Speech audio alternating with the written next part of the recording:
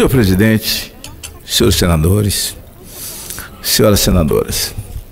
Senhor presidente Cidinho, esse é um momento muito importante na minha vida. Avizinha-se, senador Paim, o momento em que vamos dar fim a essa legislatura. E ao final dessa legislatura, aprove Deus, a quem dedico toda a honra e toda a glória. Esse momento e o privilégio que a mim concedeu de chegar até esse dia. E começo, senadora Ana Amélia, dizendo muito obrigado ao povo do Espírito Santo, que me recebeu como filho adotivo, um nordestino, que lá chegou em 82 e em 92 se elegeu vereador no interior, cachoeiro do Itapemirim, que me abraçou. E em 94, 2 anos depois da vereança, eu me elejo deputado estadual. E 4 anos depois me elejo deputado federal. E ao chegar na Câmara Federal, do 4º para o 5º mês, me tornei o parlamentar mais conhecido do país, comandando a maior CPI da história da nação, a chamada CPI do narcotráfico. Cruzei esse país 3 anos e meio, correndo todos os perigos que alguém pode correr.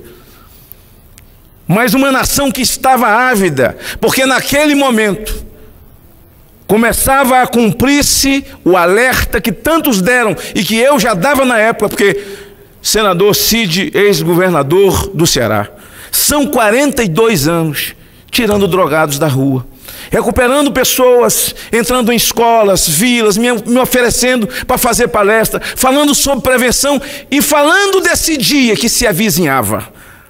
Ao relatório da CPI do narcotráfico, senador Paim, que era deputado federal comigo, aquela CPI que balançou esse país, que prendeu desde militares a políticos, ricos, golas brancas, foram indiciados 864 e presos ao vivo diante das câmeras de televisão, muito mais de 300 envolvidos com o narcotráfico, e eu cruzei esse país de ponta a ponta. Não tem um estado que nele não tenha passado e prestado um serviço no combate ao narcotráfico nesse país. Em seguida, eu me elejo senador da República e chego nessa casa, cumprindo também o meu dever, agradecendo ao povo do meu estado querido, que me fez filho seu. Aqui nessa casa, eu combati o bom combate. Nessa casa, eu fiz embates homéricos, defendendo o que creio. Sou um homem de causa, defendendo as minhas bandeiras. Aliás, um homem, ele é levado pelo vento da bandeira que ele defende, porque um homem que não tem causa, ele luta interesses pessoais. E esse país que está perdido, degringolado, sangrado, roubado, mutilado, sabe o que é o preço de ter uma classe política que não tem bandeiras, uma classe política que não luta causa, mas luta interesse pessoal. Agradei a muitos, mas também desagradei. Nos meus embates, na minha maneira franca de falar, senador Cidinho, eu quero apresentar à nação. São 14 projetos de lei transformados em norma jurídica. Aliás, são leis nesse país. Quem já passou pelo parlamento, quem já aqui esteve, ou quem aqui está, sabe como Vossa Excelência, senador futuro Girão, que está sentado, meu amigo aqui, vai ver, juntamente com o Cid, como é difícil debate de comissão de mérito até chegar na comissão de justiça, nela aprovado, chegar no plenário, ir para outra casa, comissão de mérito de novo, comissão de justiça, plenário, para que o presidente possa sancionar e virar uma lei. Ao longo dos meus 26 anos de vida pública, são 20 em Brasília, são 14, e o da Câmara muito importante, que é a lei que institui o Sistema Nacional de Informação de Segurança Pública, prisionais e sob drogas do Sinesp, que alerta que altera a Lei 10.201, de 14 de fevereiro de 2001, de número 11.530, de 24 de outubro de 2007, a Lei Complementar número 79, de 7 de janeiro de 1994, e o Decreto-Lei número 3.689, de 3 de outubro de 1941, Código de Processo Penal, revoga os dispositivos da Lei número 10.2001, de 14 de fevereiro, que é lei nesse país chamada a Lei Senador Ataídes, de Segurança Nacional. Tenho orgulho, senadora Ana Amélia, de sair dessa casa e deixar o legado para a nação, a Lei de Segurança Nacional. Ao chegar nesta casa, muitos foram os embates. Se a todos fosse citar, essa tarde seria consumida por mim. Mas os embates do meu estado, como a questão do Fundap, que Dilma Rousseff, e depois o delator disse que a Odebrecht não estava satisfeita com o nosso incentivo fiscal, que era a base da nossa economia há 43 anos, o chamado Fundap, e arrancou dos braços do povo do Espírito Santo, como se arranca uma criança dos braços de um pai. Essa luta, a luta dos royalties do petróleo, então somente 2 estados contra todo o Brasil. A luta dos royalties, que eu estive nela o tempo inteiro, quando também a Nestlé comprou a Garoto, e havia, o que nós sabíamos, uma promessa do governo vigente do PT, que iria entregar para a Kraft, e depois de 2 anos tirar da Nestlé. Nós conseguimos uma luta para não perder os empregos do Espírito Santo, judicializamos a questão, porque não era concorrência de mercado, era uma empresa quebrando uma empresa quebrada, e a Garoto foi salva. Os municípios do meu estado, aqui poderia perder uma tarde dando relatório, até porque não é essa a minha causa são outras bandeiras, outras lutas, dizendo das emendas, as emendas individuais, que é a obrigação, que o parlamentar dispõe delas para mandar para os municípios, e sempre o fiz, proibindo os prefeitos que colocasse o meu nome, que não colocasse faixa com o meu nome e não fizesse qualquer claque com cargo comissionado para poder anunciar 200, 300 mil reais, e tem alguns que de forma tão canalha, manda 300 mil reais ao município pequeno e manda um empreiteiro junto. Nunca permiti, mas sempre estive presente na vida dos municípios do meu estado.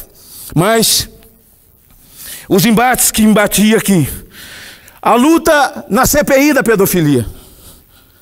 A CPI da pedofilia, se eu citasse tão somente o 240, que foi a alteração em 18 anos do nosso Estatuto da Criança, e que a partir dela permitiu, e o Brasil sabe que novos tipos penais foram criados, senador Zé Medeiros, a partir dessa CPI, como a Lei Joana Maranhão e tantas outras, e a Lei da Infiltração, e é por isso que as grandes operações podem ser feitas hoje contra crime cibernético de abuso de criança. Eu tenho a alegria e o orgulho, senador Cid, de dizer que eu assinei essas leis. Articulei e relatei e tornei crime de pedofilia, senador Ralph, crime hediondo nesse país. Foram centenas e centenas de projetos de lei. Os projetos de lei que tramitam no Senado hoje são 69 projetos de significação importante para a vida, para a prevenção e dias melhores para a vida tão somente de uma nação que prega que as suas crianças é o futuro, mas do futuro elas não são. Criança é presente, ou cuidamos do presente, ou não teremos futuro. E a minha luta em defesa dos pequenos, combatendo a pedofilia, abuso de toda a ordem e combatendo maus tratos infantis, ela é de conhecimento da nação brasileira. Na CPI dos maus tratos que ontem encerrei, só nessa CPI, ontem aprovamos 32 projetos que trata da questão da prevenção e do cuidado da criança nesse país. Poderia passar a tarde inteira aqui dizendo o que ocorreu em cada estado, por onde passei com a CPI do narcotráfico e por onde passei com a CPI da pedofilia. O que ocorreu? Hoje o Ministério Público dispõe de uma legislação, a polícia dispõe de uma legislação daquilo que nós lutamos aqui. Foi aqui nessa casa, e eu sou um homem incrédulo, que fiz as defesas de tudo que acreditei. Eu sou um homem que tem um lado, sou crédulo. As pessoas que olham para mim sabem que sou previsível, porque não tenho duas palavras, só tenho uma palavra. E nasci desmamado. Nada me amedronta. Aqui fiz embates homéricos. E aí chama a atenção de alguns senadores, porque por conta de posição divergentes, as nossas posições divergentes não podem fazer com que nos tornemos inimigos. Mas é possível que num momento uma palavra mais dura, uma palavra mais ríspida, e aqui eu me penitencio com esses colegas, lhes pedindo perdão, desculpas, se em algum momento, de alguma fala, senador Cidinho, eu os ofendi. Mas o Brasil sabe que o meu combate à corrupção, o meu combate ao narcotráfico e abuso de criança nesse país tem sido uma luta incansável. Eu trago aqui um cabidal, não vou ler eles, dessas propostas todas que estão tramitando, as que estão na Câmara, daquilo que eu produzi para a nação brasileira. Mas foi aqui também que participei do impeachment. Participei de um impeachment, um marco na história, e me posicionei. E não me arrependo de cada fala, não me arrependo de cada raciocínio, não me arrependo de cada posição que tomei, respeitando os contrários.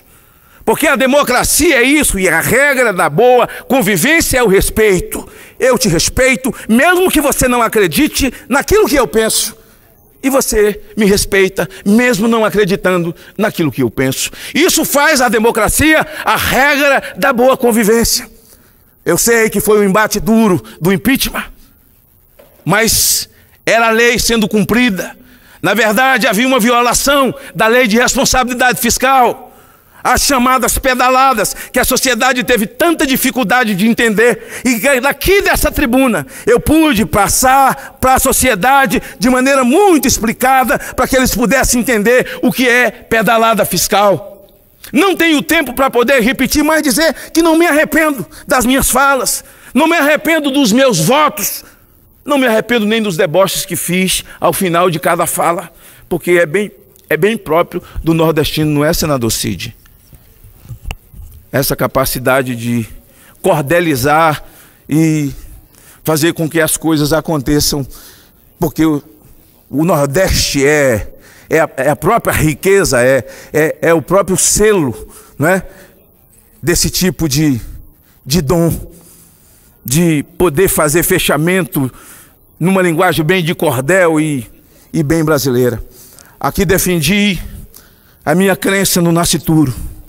E se tivesse lutado só pelo nascituro, sairia daqui com minha alma lavada, porque sou fruto do nascituro. Se Vossa Excelência tivesse sido abortado aí, não estaria. Se Vossa Excelência, senador, tivesse sido abortado o país, os aposentados desse país não teriam desfrutado da sua energia e das suas lutas. Nós somos frutos do nascituro, senador Raup. Aborto é um assinte contra a natureza de Deus. E é isso que eu sempre fiz e sempre peguei. Aqui dessa tribuna verbalizei, senadora Ana Amélia. Porque Vossa Excelência faz coro. Aborto é assassinato, é assinte, é atentado. Para aqueles que debocham de conceitos espirituais, religiosos, e debocham até de quem lhes deu a vida, e eles têm até a capacidade de fazer isso porque não foram abortados, estão vivos, para poder afrontar quem lhes garantiu a vida. Dessa tribuna eu fiz a minha trincheira contra a ideologia de gênero. O que é ideologia de gênero? Não é nada. Você nasce um vegetal, amanhã a menina decide que quer ser menino e o menino decide que quer ser menina, e pronto. Porque ninguém nasce nada, não existe sexo nem masculino, nem feminino. Aqui fiz uma luta homérica no meu primeiro mandato contra o chamado PL 122, a lei da homofobia. Que homofobia? Homofobia é um termo criado pelos estudiosos do comportamento humano, de psicólogos, psiquiatras. Quem é o homofóbico? É aquele que quer matar, quer destruir, quer esganar, quer humilhar em praça pública. Esse é o homofóbico. Mas eu posso muito bem dizer um casal hétero que está ali sentado como visitante, se beijando aqui dentro, se pegando ali, e dizer: olha, por favor, vocês estão aqui dentro do Senado da República, vão se beijar lá fora. Pode ficar até com muito ódio, mas eu não sou criminoso por isso. A chamada lei da homofobia, o fato de vocês, olha, tem criança aqui, por favor, você já pegava 5 anos sem qualquer tipo de misericórdia com você. A lei 9.000 e alguma coisa, criada por essas duas casas, é a lei que protege a tartaruga. Se você pisar e quebrar um ovo de tartaruga de forma desavisada e for pego, você vai pegar 7 anos de cadeia, senador Cid. Essa mesma lei não protege uma criança. Não protege uma criança com 12 semanas, respirando com o coração batendo no útero da sua mãe. Chegamos num ponto nesse viés ideológico. Esse país tornou-se de fato um ninho ideológico em todos os sentidos. Que a vida humana de nada vale. Essas lutas todas eu fiz aqui. O enfrentamento, a não legalização das drogas, que insistem, como se maconha fosse o maior bem. Maconha tem um componente chamado de canabidiol. E o canabidiol é uma substância química que serve para pessoas que têm convulsão, ou seja, epilepsia em crianças. O Ministério da Justiça compra, a Anvisa autoriza, a Anvisa assina, compra e entrega na mão de quem precisa. Esse país não precisa de plantio de maconha, porque senão traficante não precisa mais comprar cargas grandes lá do outro lado da fronteira. É só sair com uma bolsa comprando as pequenas plantações de quem faz em casa, com a velha história de que vai se plantar maconha para uso recreativo. Uso recreativo é o quê? É ficar doido, é desequilibrar, é sair dirigindo doidamente, é dar tiro. E nisso, me lembro até que foi o meu penúltima fala daquele microfone, me referindo ao senhor Fernando Henrique Cardoso, que criou a Secretaria Nacional Antidrogas e fez um discurso na ONU dizendo que ele ia erradicar as drogas em 15 anos no Brasil. Ou em 10 anos. Primeiro mentiu o senador Cristóvão, porque ele não foi presidente 10 anos. E ao ir embora, deixou a Senad, que foi criada para gerir políticas públicas, com um orçamento de apenas R$ 65. E depois se tornou o megafone da legalização das drogas, o sociólogo Fernando Henrique Cardoso. E eu costumo dizer, tem um dia bom para legalizar as drogas no Brasil, e esse dia deve chegar. O dia de legalizar, senador presidente, senadora Ana Amélia, é o dia que alguém disse a ele: olha, Fernando Henrique, o senhor vai receber mais outro título de honoris causa nos Estados Unidos, e o piloto que vai pilotar acabou de fumar um borrão de maconha, está com meio quilo dentro da cabine e vai fumando daqui aos Estados Unidos. Se ele tiver coragem de embarcar no avião, essa é a hora de legalizar. Nós precisamos sair, descer dessa hipocrisia. Ah, porque o país é de direita, porque essa é a maior nação católica do mundo. Essa é uma nação de católicos, de evangélicos, de espíritas. Essa é uma nação de pessoas que podem divergir doutrinariamente, mas nós cremos em Cristo. Gostem os ateus ou não, gostem os críticos, os debochados, os senhores das letras, os chamados gente de academia, gostem vocês ou não, esse país é cristão. Aqui eu fiz muitos amigos, até os adversários políticos somos amigos, sabemos nos respeitar. Mas fiz amigos, e vou levar a lembrança dos meus amigos, vou levar a lembrança daqueles que fizeram o bom combate e o bom embate nas comissões de mérito e nesse plenário, e nunca fugi da minha luta para combater a legalização da jogatina nesse país. Jogatina é para lavar dinheiro sujo do tráfico, é dinheiro de sangue, é dinheiro de droga, é dinheiro de assalto. E muitos dos meus companheiros que divergem em outras matérias, nos convergimos para poder sepultar o sonho dos lobistas que querem fazer mais riqueza com a pobreza daqueles que são viciados em jogo, senador Cristóvão. Pois bem,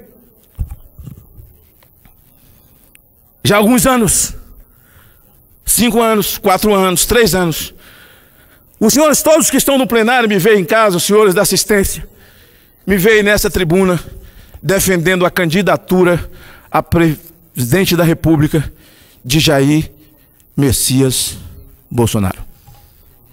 Muitos diziam: por que não é você?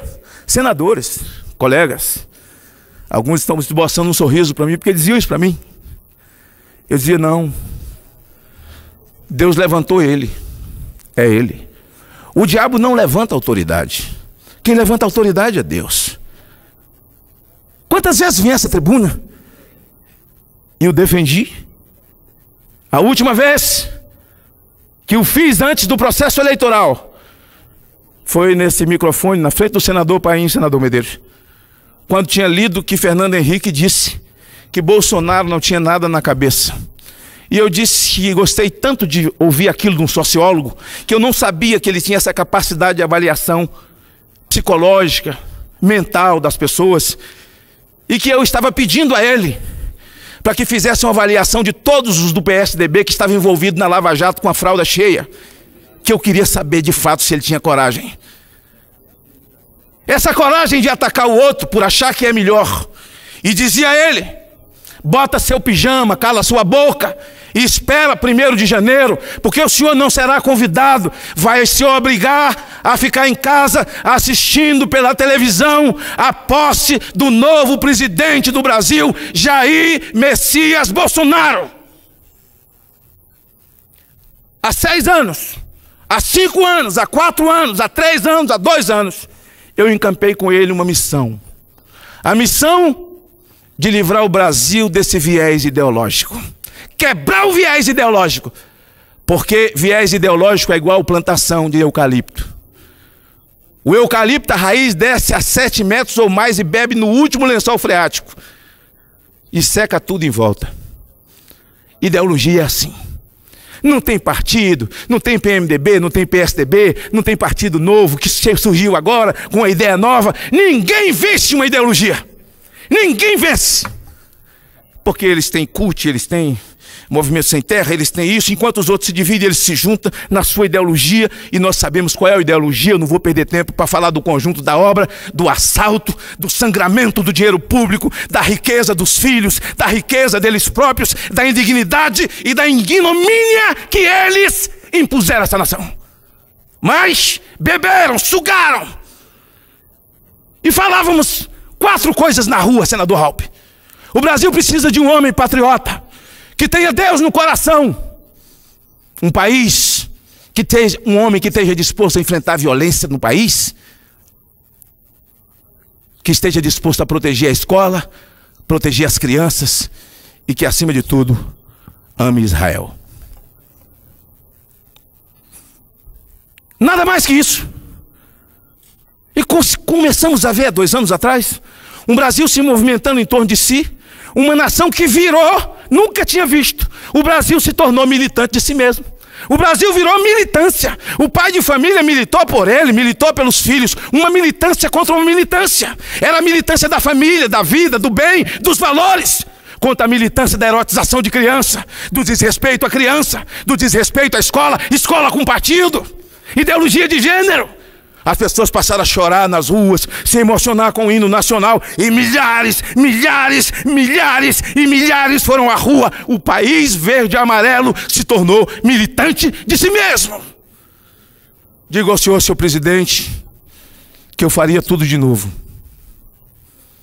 Faria tudo de novo. Cruzei esse país. A pergunta que fica: quem quer matar Bolsonaro? Quem queria ou ainda quer? A perícia técnica que foi pedida na Câmara, ela não veio. Mas cabe ao superintendente da Polícia Federal dizer realmente na perícia técnica se o assassino, se o algoz que tentou matar Jair Bolsonaro esteve ou não na Câmara naquele dia. Fica a pergunta. Senador Cidinho, quem tentou matar Bolsonaro? Senador Medeiros, quem tentou? Por quê? E eu me pergunto, continuo confiando em Bolsonaro. Faria tudo de novo. Vejo Bolsonaro como um homem de caráter, um homem de bem. Um sujeito sensível às coisas espirituais. Tem quem zomba, azar o seu. Todos nós passaremos, somos mortais, a vida é fugaz e rápida. A Bíblia diz que depois da morte segue-se o juízo. Pode zombar o que quiser, quem sabe depois você não tenha mais tempo de se arrepender. Mas a nação é bendita quando Deus é Senhor dela. E quando eu vi o novo presidente do Brasil, após o processo eleitoral, encerrou, fecharam as urnas, ele venceu. Ele diz: e conhecereis a verdade vos libertará. Nós começamos orando. E depois daquele momento oramos para o mundo inteiro, senador Paim. Vossa Excelência que tem filha pastora, que tem filho pastor, está tudo dentro da sua casa, você está ferrado. Mas a minha oração, senhor presidente, é que Deus guarde senador Girão. É que Deus abençoe o presidente Bolsonaro, senador Ataídes. Que Deus lhe dê sabedoria. Me lembro muito bem, na hora da oração, senadora Amélia, ela disse: eu vou passar a palavra ao meu amigo Magno Malta, que vai orar, para pedir que Deus me dê sabedoria para governar esse país. Foi o que Salomão pediu a Deus, sabedoria. Se nada ocorrer no mandato de Bolsonaro, uma coisa maravilhosa já ocorreu. O viés ideológico está quebrado. Está quebrado o muro que separava de uma forma preconceituosa católicos de espíritas, espíritas de evangélicos. Esse muro se quebrou nesse processo e nós nos abraçamos. Podemos divergir doutrinariamente, mas nos abraçamos em defesa do Brasil e em defesa da pátria. Esses esquerdopatas jamais voltarão ao poder. Quero agradecer aqui aqueles que têm me dado muito carinho, mensagem de carinho, aqueles que conviveram comigo ao longo do mandato. Quero agradecer aqui o pastor Silas Malafaia, agradecendo todos os líderes religiosos desse país. Ao pastor Silas Malafaia, cito o padre Pedro, que aí abraça os líderes católicos, abraçando também o Girão, que é espírita, abraça os líderes espíritas. Quero fazer uma ressalva aqui com o que está acontecendo em Abadiânia. Aquilo ali não é o espiritismo. O espiritismo respeita a família, respeita mulheres, respeita crianças. Um ato criminoso, senadora Ana Amélia, não pode ser debitado na conta de uma confissão de fé, senador Buarque. Pois bem, agradeço a todos os senhores, agradeço ao meu Deus acima de tudo, que me deu saúde para viver, que não me deu espírito de medo em nenhum momento para enfrentar os embates mais difíceis da minha vida. Foi após a CPI do narcotráfico que fiquei tetraplégico. A minha coluna é um enxerto de titânio. Eu sou lesionado de medula. As pessoas quando me veem andar pensam que eu estou com uma dor no joelho. Não. Eu tenho uma coluna de titânio. E mesmo assim, consigo treinar 3 horas por dia, porque Deus é grande e Deus é misericordioso. Por isso, dessa tribuna, reitero a minha gratidão aos meus assessores, meu chefe de gabinete, a mais simples servidora do meu gabinete. Aqui eu abraço os servidores do meu estado, que estão lá no meu escritório. E posso abraçar os meus filhos, que me veem agora pela televisão, senador Cristóvão, lá no projeto Vem Viver. São 42 anos da minha vida tirando drogado da rua. Eu sei a dor de uma mãe que chora porque tem um filho drogado. Enquanto a ciência diz que lágrima é H2O mais cloreto de sódio, ou seja, lágrima é água e sal. A ciência não sabe nada de lágrima, senador. Quem sabe muito de lágrima é uma mãe que tem um filho drogado ou que o perdeu para as drogas. São 42 anos da minha vida. Tive o privilégio de ter lá o senador Paim conhecendo a minha instituição. O senador futuro, o senador Girão, também já esteve lá, conhecendo a instituição. E é para lá que eu volto, senador.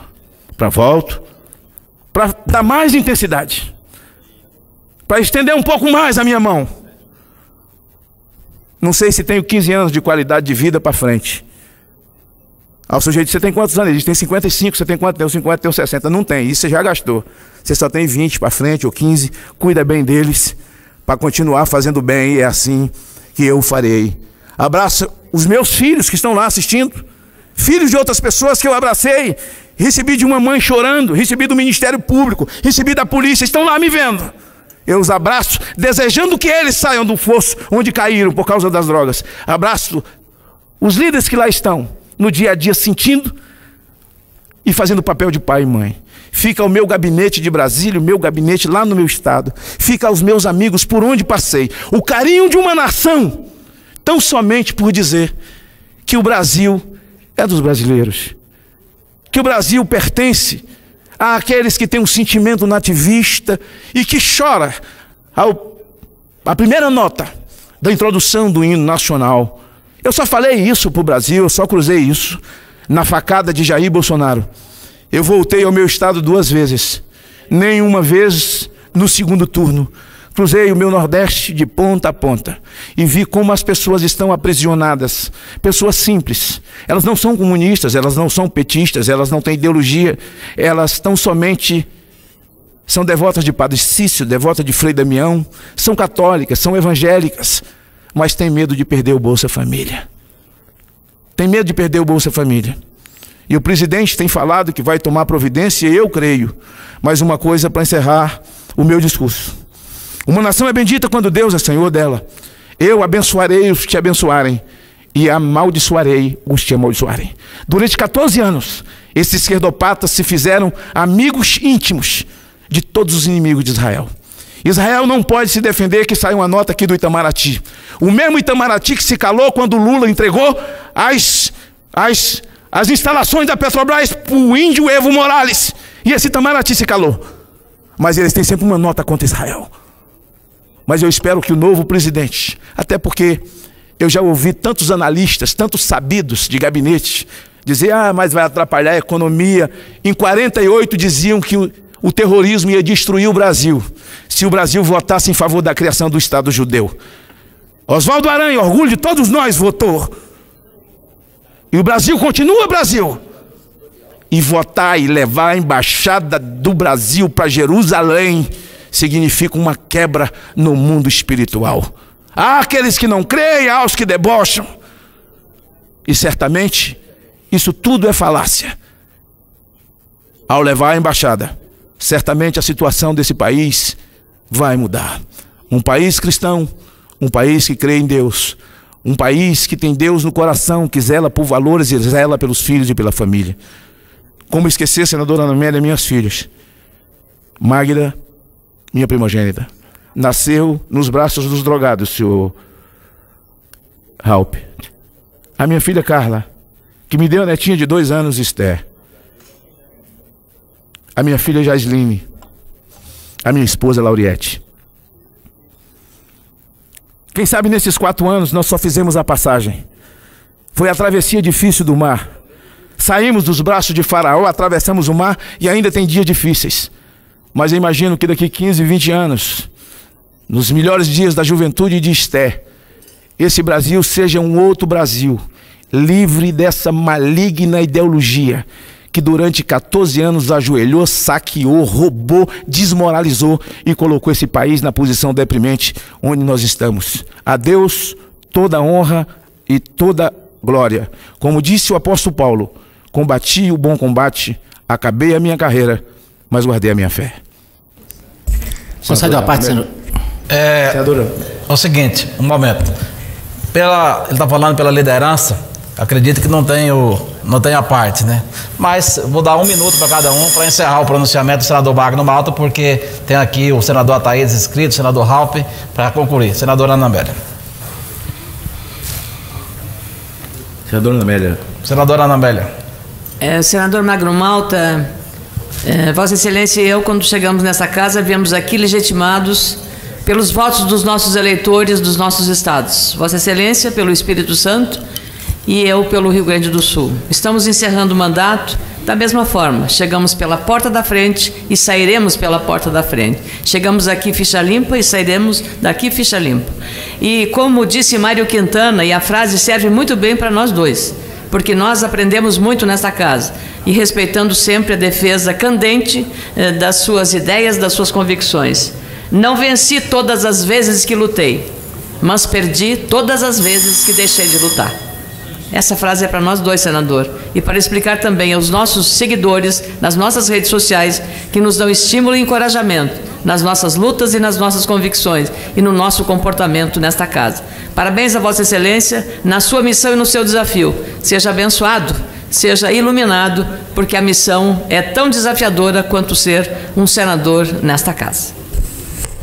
Senador Magno Malta, quero, em poucas palavras, lhe parabenizar e deixar aqui a minha homenagem pelo extraordinário mandato que Vossa Excelência fez. Quero dizer que aprendi muito com vários senadores aqui. E Vossa Excelência foi um dos senadores ao qual me espelhei para também trilhar o meu mandato. Vossa Excelência fez um mandato aqui bem claro. bem transparente. Sim era sim e não era não.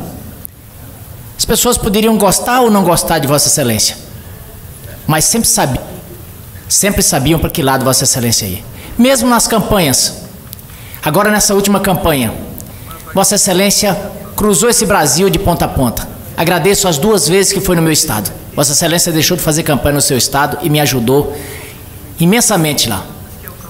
Devo muito à minha eleição, à sua ajuda. Então eu queria dizer que Vossa Excelência deixa um legado aqui, um legado histórico para o Brasil. Um legado de probidade, de coragem e de quem não se acovarda diante dos desafios. E encerrando, senador Magno Malta, há poucos dias tive a oportunidade de dizer aqui, porque Vossa Excelência, da mesma forma como proporcionalmente ao tamanho do seu mandato, também foi proporcional aos ataques que Vossa Excelência sofreu. E ultimamente, principalmente. E eu tive a oportunidade de dizer aqui, na minha fala, que Vossa Excelência não estava procurando deserto, Vossa Excelência não estava procurando cargos, Vossa Excelência não estava mendigando. Por que tentaram colocar que Vossa Excelência estava procurando um cargo? Eu falei, qual fala? Me diga o entre aspas que Magno Malta pediu. Então, tocando nesse assunto, eu sei que é espinhoso, mas tem que registrar aqui, que Vossa Excelência cansou de dizer, meu compromisso é com o Brasil e ele termina dia 28 de outubro. Então, meus parabéns, senador Magno Malta, e deixo aqui meus efusivos aplausos pelo extraordinário mandato que Vossa Excelência fez. Ao encerrar minha fala, senhor presidente, eu quero reiterar e pedir ao Brasil, conclamar ao Brasil, aqueles que me seguem nas redes sociais, as pessoas que têm fé em Deus, continue orando pelo Brasil. Continue orando pelo presidente Bolsonaro. Foi Deus que o levantou. Creio nisso. Nem começou ainda. É preciso acreditarmos nisso. O presidente Bolsonaro é meu amigo. Continua meu amigo. As defesas que ele fez, senador Zé Medeiros, farei em qualquer lugar. As narrativas que construí, continuo as afirmando. Deve ser muito duro para uma imprensa que o tratou como folclore durante muitos anos, ter que engoli-lo como presidente. E aí, tudo que pode virar ataque, virá ataque. Presidente Bolsonaro, Deus o abençoe, Deus o guarde. E como disse Vossa Excelência, eu tinha com ele um compromisso, até o dia 28, de libertar o Brasil desse viés ideológico, e que encerrou às 19h30 do dia 28. Cumpri o meu papel, cumpri a minha missão, e de longe aqui, torcendo pelo Brasil, de longe aqui, porque eu não preciso de mandato para continuar tirando gente da rua, fazendo o meu papel e cumprindo a minha missão. Àqueles que ficam, Deus abençoe, boa sorte. Aos que ficam, Deus guarde vocês. Deus lhes proteja na luta. Vivemos dias difíceis na nossa nação que precisa ser pacificada. A todos, um feliz 2019 para vocês e suas famílias. Obrigado pela benevolência, senhor presidente, e pelos meus colegas senadores inscritos que estão aguardando já um tempo o final da minha fala. Que Deus nos ajude a todos.